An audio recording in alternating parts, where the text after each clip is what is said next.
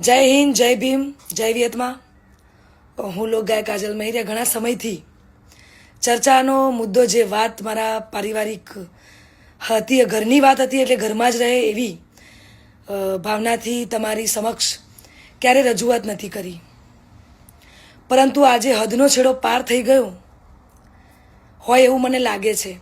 આજે વિડીયોના માધ્યમથી જણાવું છું કે ગત તારીખ 10/10/2025ના રોજ મેં મારી મરજીથી અને પૂરી સ્વભાન અવસ્થામાં ભારતીય સંવિધાનના નિયમો અનુસાર ભારતના સ્વતંત્ર નાગરિકતાના નિયમ મુજબ પુખ્ત વયે મેં મારી મરજીથી અલ્પેશ જોડે લગ્ન કર્યા છે.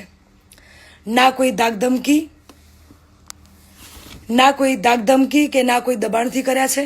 અલ્પેશ અને મારું પોતાનું રિલેશન છેલ્લા 1.5 વર્ષથી હતું. આ વાતની જાણ મારા પરિવારને મેં કરેલી, પરંતુ એમની રાજીપો ના હોવાથી મેં મારી જાતે મારું ભવિષ્ય, મારી જિંદગી મહત્વપૂર્ણ નિર્ણયમાં મેં મારી જાતે લીધો છે. એ બાબતે મારો પહેલો ઘણો કે છેલ્લો ઘણો જવાબ આજ રહેશે અને આજ હશે. તો ખાસ જણાવું છું કે અમે બંને રાજી ખુશીથી રહીએ છીએ. હું મારી આ પર્સનલ વાતમાં ના કોઈ સમાજને કે ના કોઈ વડીલોને ગેરમાર્ગે દોરવા નથી માંગતી. એટલે હું સનાતન ધર્મમાં માનું છું અને સનાતન ધર્મ પ્રેમી જનતા પાસે સાથ અને સહકાર માગું છું. અને ખાસ એ વાત કે હું ધર્મ પરિવર્તન કરવા નહોતી માંગતી, એટલા માટે અત્યાર સુધી હું ચૂપ હતી.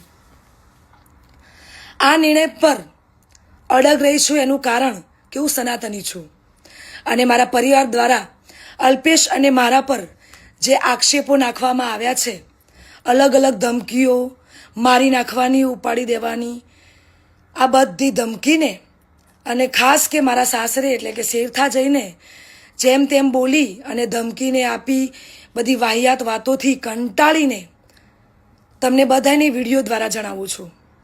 અને આજ પછી આવી કોઈ પણ ફાલતુ વાતોનો મારે જવાબ આપવો પડે એવું હું જરૂરી નથી માનતી. તો પ્લીઝ, આજ સુધી મેં લોકોનું અને મારા પરિવારનું જ વિચાર્યું છે, પણ હવે હું મારું વિચારીશ. આ ઉપરાંત કોઈ પણ ખરાબ કોમેન્ટ કે હેરાનગતિ પહોંચાડશે તો ભારતીય ન્યાયતંત્રની મદદથી કાયદેસરની કાર્યવાહી કરવામાં આવશે. જય હિન્દ, જય ભીમ, જય વિયતમાં.